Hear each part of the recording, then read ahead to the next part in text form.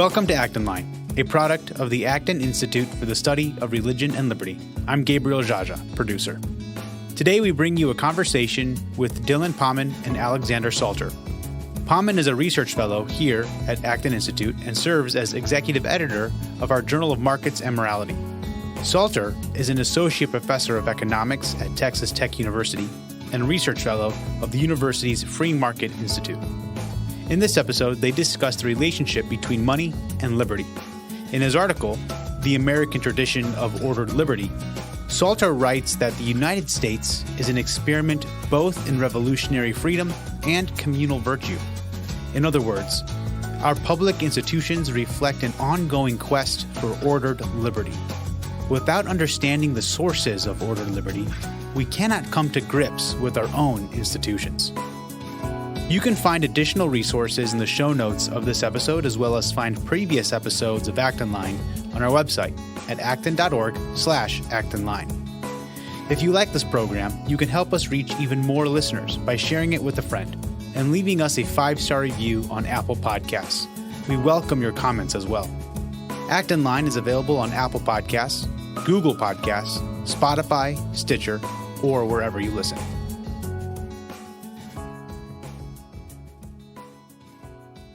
Welcome to Acton Line. I'm Dylan Pahman, research fellow at the Acton Institute and executive editor of the Journal of Markets and Morality. I'm joined today by Alexander Salter, associate professor of economics in the Rawls College of Business at Texas Tech University, comparative economics research fellow at TTU Free Market Institute, associate editor of the Journal of Private Enterprise, senior fellow at the Sound Money Project, and senior contributor at Young Voices. Alex, welcome to Acton Line. Dylan, it's great to be here. Thank you so much. So I'm really excited to have you here because we get to talk about some really fun and nerdy things. In particular, we want to talk about ordered liberty and sound money. And to kind of give a little teaser for our listeners, there's some things that are more serious and close to home. There's been a lot of COVID stimulus spending in the last year, and there's a lot of worries about public debt and financing. In that regard, there's been a decade now of inflationary policy to deal with the 2008 financial crisis, but there's also interesting phenomenon like the rise of Bitcoin and other cryptocurrencies. I would like to launch into that by starting with reference to an essay you wrote back in October for the American Institute for Economic Research on the American Tradition of Ordered Liberty, in particular on ordered liberty and sound money. Could we start with maybe some basic definitions? How would you define ordered liberty, sound money, and how do they relate to one another? Always good to start with definitions. So for ordered liberty, I would say in one sentence, it's liberty without license and order without obstruction. Those two things existing simultaneously. It means freedom, but not just absence from external constraint. It means the social space necessary for one to pursue one's end or vocation or calling. And at the same time, there also needs to be order in order to make that possible. But you don't want to go too far and have your entire society be regimented. It is not okay to structure your entire social order like a barracks. So on the one hand, you have the regimented society, which is stifling of liberty. And on the other hand, you have the libertine society, which does not respect order. So you need both of these for persons to reach their potential in community with each other. And this is actually something that relates to sound money as a basic social institution, because money, especially for a commercial society, is how we talk to each other in business spaces, in commercial spaces. One of my professors in graduate school said that money is the grammar of commerce. And in order for us to be able to communicate with each other, in order for us to be able to have mutually beneficial and respectful commercial dealings, there needs to be a common denominator in which we can express bids and asks, in which we can denominate contracts. You need stability and predictability in the monetary unit. And so really sound money is an extension of the imperative of ordered liberty to the commercial sphere. It's arguably the single most important labor-saving technology that humanity has ever come up with, right? Think about how hard economic life would be if we couldn't transact using a common medium of exchange. Think about all the time and effort we would have to put in bartering. That would just be very difficult. And there would be no way for us to flourish like we can at our potential if we had to subject ourselves to that kind of a constraint. All right, let me try to simplify for a minute. What would be an example of the opposite? What does unsound money look like in the real world? In the real world, unsound money can take multiple forms. It can be a currency that rapidly fluctuates in its purchasing power, such that you have no predictability in terms of what it's going to be worth on a day-to-day basis. It could be a monetary authority that imposes unjust burdens or obligations on a certain segment of the population in terms of financing other activities. There's a pretty good argument to make that the various bailouts in 2008 that were partly assisted by the Federal Reserve were such a policy. More recently would be the various credit allocation policies the Federal Reserve has pursued in response to the COVID pandemic. These are all examples of the monetary authority who is supposed to uphold the common good of the nation as a whole, using its powers and prerogatives to advance the particular interest rather than the general interest. And that is not good for ordered liberty. That's not good for commercial flourishing. And frankly, that doesn't do justice for sense. So inflating the currency to help too big to fail companies, for example, would be unsound monetary policy. Similar to that, although you don't necessarily need any explicit depreciation in money's purchasing power in order for things to go wrong, right? One of the big puzzles to many people was after the massive monetary policies and quantitative easing of 2008, why didn't we see hardly any inflation? Those policies were still an abuse of sound money. They still served the particular interest rather than the general interest. It's just that they showed up on margins other than the money in your wallet losing its purchasing power. Now, of course, price increases are starting to pick up because the broader money supply is going up. Okay, so you to get into this a little deeper, you dig into in your essay Russell Kirk's Roots of the American Order. This is a book he wrote. Really wonderful, detailed, and very thick book. And you particularly highlight his distinction between what he calls the moral order and the civil order. So these are two kinds of order. What is the difference between these, and how do they relate to sound money? Yeah, great question. Russell Kirk describes the difference between those things, the moral order and the civil order, as on the one hand, order in the soul, and on the other hand, order in the polity. So the former describes ourselves, our personhood, as our project, as that which we are called to develop. And civil or social order pertains to the social conditions that enable that to happen. So there's obviously a back and forth between these two things. You can't think about personal moral flourishing apart from the social conditions that enable it. And you can't think about a good society apart from the good persons who make up that society. So these are things that are mutually dependent upon each other. And again, I think that this is something that is directly relevant to sound money, because one of the things that I think we've learned since the Enlightenment, and by the Enlightenment, I of course mean the Scottish and English Enlightenment, is that commerce can be a realm of human flourishing. Commerce can be a realm for the practice of the virtues.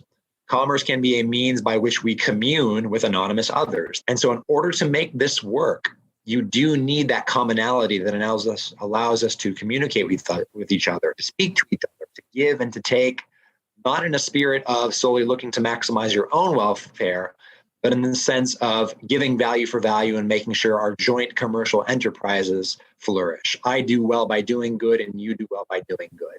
That requires a sound monetary unit within which we can transact and make those sorts of bargains that are beneficial for you and me, the trading partners, as well as the polity as a whole. In a sense, then, sound money enables that moral and civil order in the commercial realm. Right. I would say that sound money is one of the ways in the realm of commerce specifically that the moral order and the social order are brought into alignment. And it has more implications for areas of society beyond just business. Nonprofits need to budget. They need a sound monetary unit to make their plans. Families need to budget. They need a sound monetary unit to make their plans. And yet these are areas where we are perfectly comfortable with the market logic, so to speak, not intruding. In fact, we get a little bit uncomfortable when we try and talk about the market logic penetrating into families, into the nonprofit sector. But just because we don't want the market logic to subsume these things doesn't mean that we don't rely on basic commercial institutions for them to work. Sound money is relevant to all shared social enterprises, and so it's relevant to human flourishing as such. Right. So from Microsoft to the church bookstore. And everywhere in between. Yeah. Excellent. Okay. So continuing with Kirk, he claims that the roots of American order run through four cities: Jerusalem, Athens, Rome, and London. What did he mean by that? And why didn't he cite an American city like Philadelphia, where the Constitution was written, or Boston, where the Tea Party happened, or New York, the setting of Hamilton, the hit musical? Why these four cities, three of which are ancient cities? Do I reveal myself to be an uncultured rube if I admit that I have neither seen nor listened to the Hamilton soundtrack? Oh, well, I don't know. I don't know if you're an uncultured rube, but you're definitely missing out. I will say You're that. not the first person who's told me that. I've been holding out because I've heard that the historical inaccuracies are a bit glaring. But apparently, if it's so good as art, maybe I'll have to look into it nonetheless. Oh, I mean, there are historical inaccuracies, and some of which the writers admit to. But it's actually, I was impressed by the opposite. How much of things referenced, I'd be like, really? And then I'd like go and look it up and be like, wow, that really did happen. Oh, okay. So for a musical, I think it's surprisingly historically accurate, but it doesn't mean that they don't bend the details when they need to. Fair enough. Maybe I'll have to reconsider. So starting with, I'll actually start with your second question, which is, why doesn't Russell Kirk discuss an American city? And the short answer is he actually does. Okay. He writes about these four cities converging in, and you even mentioned it, Philadelphia.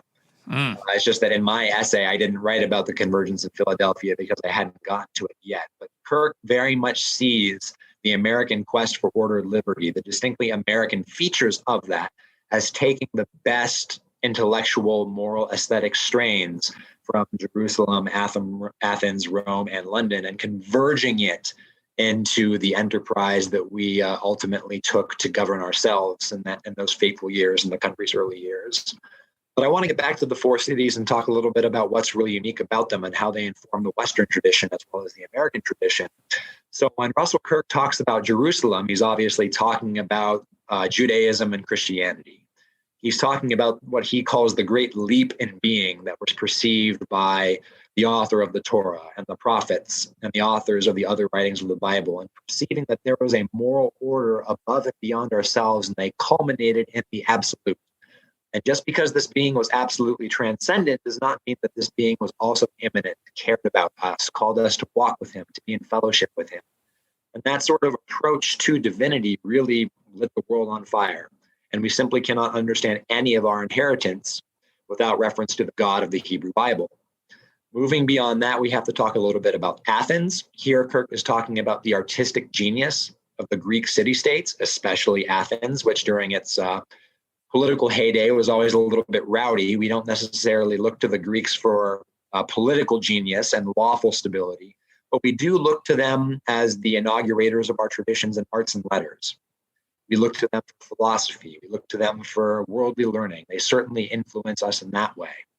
Rome is where we actually take our chief political inheritance from.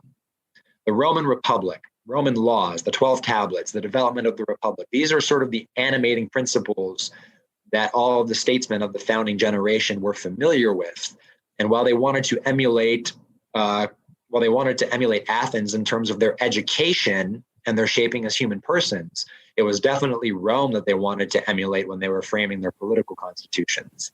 And lastly, of course, we have London, the 1688 settlement of the Glorious Revolution that resulted in a balance of power between throne and parliament, between king and nobility, that really carved out a wide social space for ordinary persons and families to flourish. And the key insight here is that when power is divided and separated, that necessarily means that no one interest group or party can get everything they want. That requires us to think long term. That requires us to be okay with taking half a loaf. That inspires us to realize the spirit of compromise. And in that humility and restraint, that's when we can get life being truly dignified for the mass of ordinary citizens. Politics is no longer some grand enterprise that is played only by the great of the realm. Instead, it's something that concerns all of us qua citizens, something that we can participate in. And even if we choose not to, we at least have the assurance that politics will be more or less stable, that we can pursue our lives in family, in community, and flourish.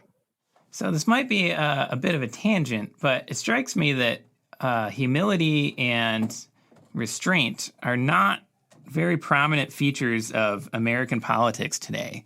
How do we get from that synthesis of these ancient and early modern traditions in Philadelphia to where we are today with people lobbing virtual grenades at each other on Twitter. Yeah, I think to say the least, humility and restraint does not characterize anything that we're seeing out of our governing authorities today. That's very much to our detriment. I don't think that there's a monocausal explanation for what's happened to our politics. I do agree that something is wrong. I'm not yet persuaded that something is uniquely wrong in terms of things are as worse now as they ever have been, especially if you go back and you read the campaign literature for some of our early elections in the nation's history. You realize politics really was a contact sport. So it was then and it is now. Yeah, sometimes contact with pistols in an open field. Yes. As in the case of Hamilton.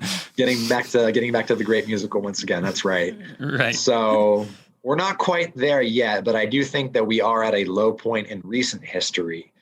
The one that I emphasize, because I think it's something that not enough people in the public square are themselves emphasizing, is we've just made the stakes of politics too high. We're just trying to do too much from Washington. Instead of having the debate of, for example, whether the government should be involved in healthcare or not, that's just one example. We take for granted that Washington either has to do it or nobody's going to do it. It's either going to be Washington, D.C. leading the charge or pure 100% market arrangements. But of course, there's a massive amount of institutional space between those two things. What about the state governments? What about city governments? What about friendly societies and civil society? Yeah. When you try and make a single nation of 330 million people be governed from the center and raise the stakes of politics so that one political entity, the federal government, becomes responsible for more and more, you make it even more expensive and costly when you lose, which means that you have to ratchet up the hysteria. You have to ratchet up the partisanship. From your perspective, losing could mean the end of the game. And so you escalate, which means that your partisan rivals escalate, which means that we're caught in this arms race. And by definition, an arms race is the very antithesis of humility and restraint. And compromise. Yeah, and compromise. And so I think that before we can really have a politics of restraint, a politics of limits, and dare I say a politics of virtue, once again, we have to take seriously the idea that, frankly, Washington is trying to do too much. Maybe Austin or Sacramento or whatever should be doing more. Maybe the city government should be doing more. We can have that debate. But definitely, we've made the stakes of politics too high by trying to do everything from the center. All right. Well, having covered some of these fundamentals then, I'd like to pivot again to the current events that I opened with. The U.S. Has not been on the gold standard since 1971, what's known as the Nixon shock. Which actually had nothing to do with Watergate or anything like that. But it was taking the dollar off of the gold standard, making it a true fiat currency. And today, due to worries over inflationary policy or just simply unsound monetary policy, especially since 2008, but punctuated over the last year, more and more people are turning to cryptocurrencies, especially Bitcoin.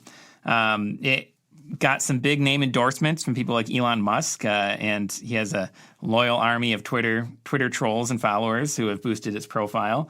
And some government officials have even recently kind of begrudgingly acknowledged that, well, Bitcoin isn't just the fad that we thought it was going to be. How does the philosophy of sound money, grounded in Russell Kirk's narrative of these pillars and these roots of American order, how does it help Christians in particular evaluate the moral and prudential issues at stake in terms of current U.S. monetary policy and various alternatives like Bitcoin? Wow, there's a lot of moving parts there. There are, yeah. I would say that advocates of sound money and people who view sound money not just in terms of economic practicality, but as a moral enterprise, should look on Bitcoin with continued cautious optimism. I think its existence is a good thing. I'm happy to see it continuing to do well. I will be honest with you, when it was first a thing, I predicted it would go nowhere and didn't pay much attention to it. Boy, was I wrong. So I don't pretend to be an expert or anything. But one of the things that we need to recapture is this idea that we need to be free to innovate, to offer new services for payments, for stores of value, for media of exchange, to create these things, to try new things, to offer them to the community and say, hey, here's what I came up with. Here's how I think it can help you. Maybe you can use it. And I think based on that metric, Bitcoin, as well as a couple of the other more reputable altcoins, has proved its worth. It is being used by people as an investment, both as a store of value. It is being used to actually make payments. So there's an argument that in some limited contexts, it's serving as a medium of exchange. And to the extent that it provides a safe and secure payment and exchange system that's insulated from the vagaries of the dollar, that's a good thing. And so I don't think that we should look on Bitcoin or cryptocurrency as this esoteric thing that's necessarily a threat to the existing commercial order. I think we should look on it as one potential way among many that individual families, businesses, et cetera, can protect themselves from what might be overweening excesses of authority on the part of the Federal Reserve and related organizations that are really trying to finagle the money supply to advance, if not partisan, then nonetheless political objectives. So let's take a step back and do a few more definitions then. What is Bitcoin and what is cryptocurrencies? How do they work and what makes them different from something like the dollar? Oh, goodness. Entire books have been spilled on this. I know. I'm not really throwing you softballs here. Right. I know. Right. And I don't pretend to be an expert, but if I were explaining Bitcoin to somebody who had never heard of it before, I would say that it is a distributed anonymous payment system. Normally, when we make payments, right, if I were to write you a check, that relies on the existence of a trusted third party. I bank with Bank of America. I want to write you, Dylan, a check. Mm-hmm. That is a liability moving from my account at Bank of America to you at whatever bank you are at. So we need at least one trusted third party to actually facilitate that payment, to facilitate that transaction. Bank of America, if we both bank there, or Bank of America plus the other counterparty, the financial institution that you bank with, if you bank with someone else. And so even though we're paying each other in a sort of decentralized spot market fashion, the actual processing mechanism for payments, getting the money from me to you, is comparatively centralized. Bitcoin, in contrast, is a decentralized payment system. All the information for who has what and who owes purchasing power in the form of Bitcoin to whom, what fractions of the Bitcoin, is distributed in a public ledger that's worked on simultaneously by all the computers that are basically on the network solving equations to try and, on the one hand, mine new Bitcoin into supply, as well as process the transaction. So there's no single point of failure. The combination of anonymity plus distribution of the relevant information over the entirety of the networks and computer systems that are making this payment system work make it operate without any single hierarchical trusted financial intermediary, right? And so this detaching of the payment system from hierarchical centralized financial intermediaries really was an innovation in terms of how we can actually make payments and receive funds and basically conduct commerce without recourse to the traditional financial system. And that does afford a degree of freedom that really is promising. So it's sort of banking without banks. It's one of the functions of banking without banks, right? There's no necessarily borrowing short and lending long. There's no true financial intermediation. Instead, it's purely separating the payment system, getting payments from me to you, and the processing mechanism for doing that, except instead of top-down fashion, it's 100% bottom-up. So I'm curious then about the other side. So we've talked a bit about Bitcoin, what it is, why people are drawn to it. But what's wrong with the U.S. dollar? I mean, isn't it doing fine? I mean, it's certainly not the Venezuelan dollar or peso or whatever they may use there. Why is anybody worried about current U.S. monetary policy? Should people be worried, or is this overblown? I think people should be more worried than the modal treasury investors is worried, but not quite as worried as the modal Bitcoin enthusiasts. So I occupy somewhere in the middle ground there. Okay. But let me be clear. I don't think that the dollar is going anywhere anytime soon. The dollar has amazing staying power in global financial markets. You've heard it said that it's the global reserve currency, and it is, right? There's always going to be a steady demand for it, at least for the foreseeable future.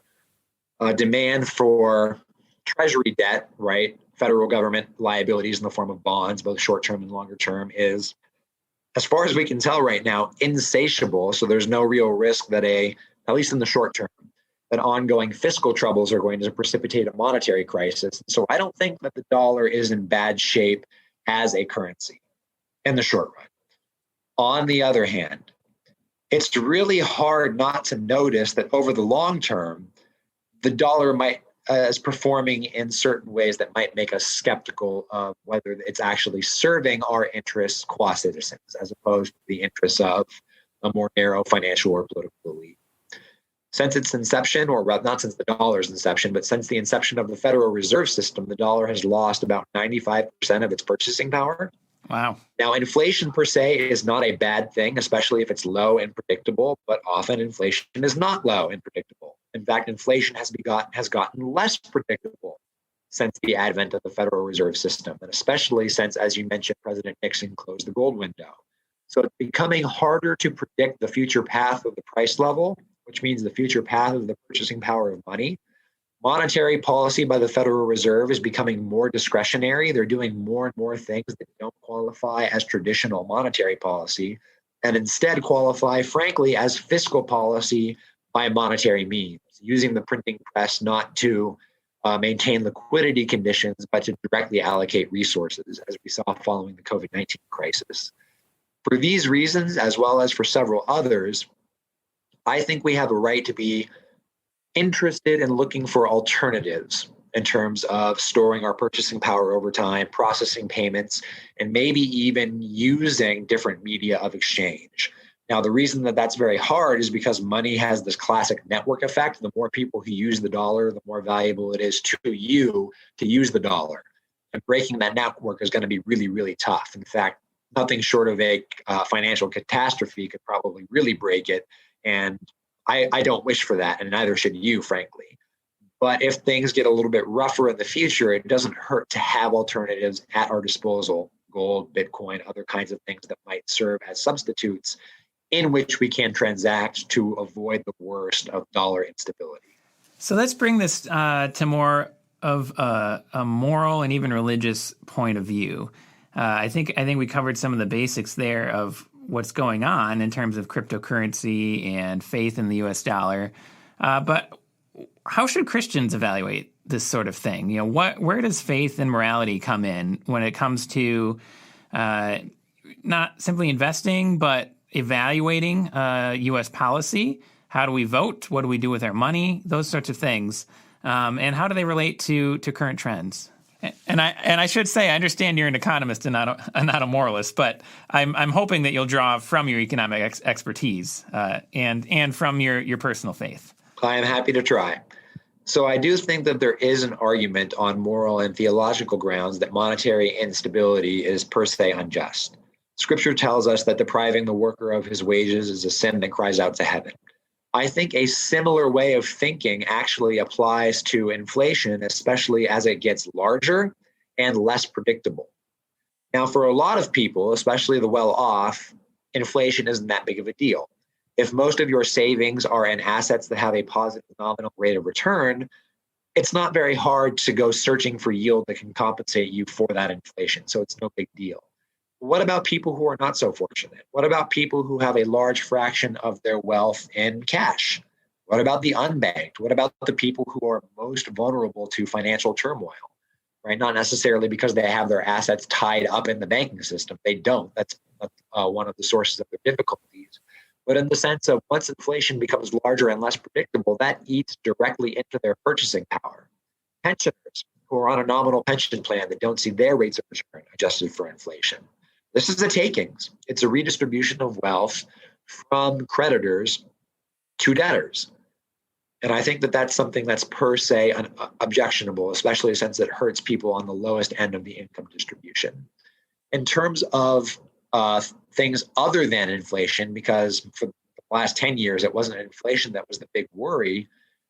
The fact that we have a system for monetary policy now that basically allows the Federal Reserve's balance sheet to become arbitrarily large without creating inflation is really worrying. Because if the Fed's balance sheet can become who knows how large, it's up to 8 trillion now and growing, without generating inflation, that basically means the Fed can become a credit allocator and there's going to be no negative feedback loop pushing it to undo its behavior. Following the COVID crisis especially, we saw the Fed making direct loans to large corporations that had nothing to do with the financial system, to small to medium-sized businesses, and even to state and local governments that frankly had made a mess of their finances over decades. When the Federal Reserve allocates credit, it changes the allocation of a scarce resource, borrowed funds. It changes the pattern of allocated resources such that political insiders are favored and everybody else loses out. I would argue that's per se unjust and economically ineffective as well.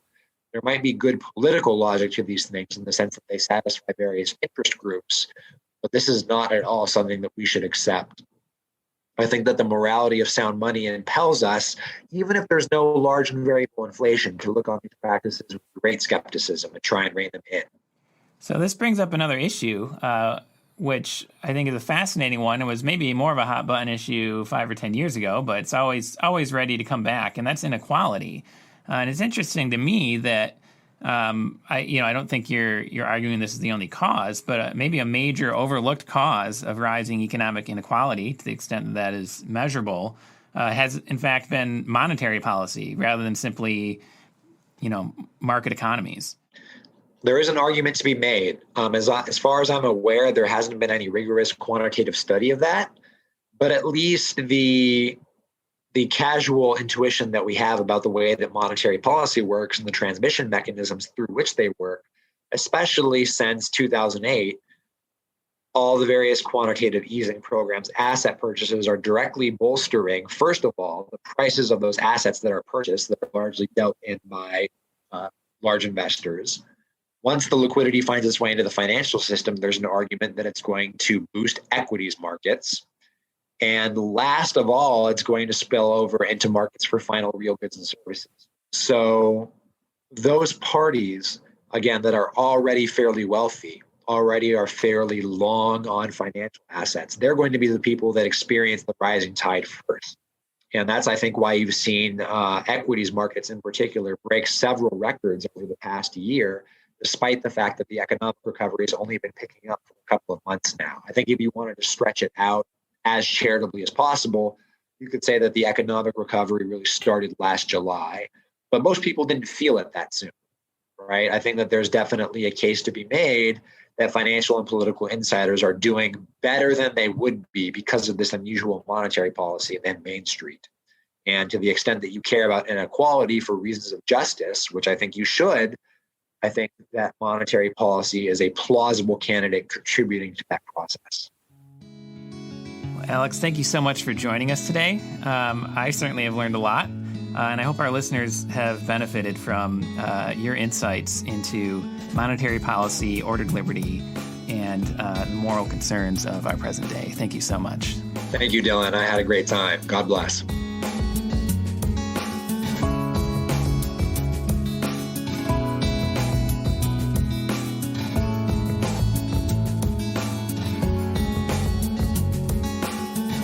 As always, thank you for listening. Our team loves putting this podcast together for you. It's encouraging to hear from our listeners.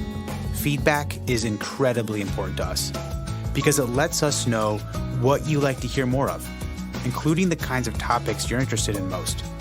If you have comments, feedback, or ideas for a show topic or interesting guest, you can email our team at actonline@acton.org.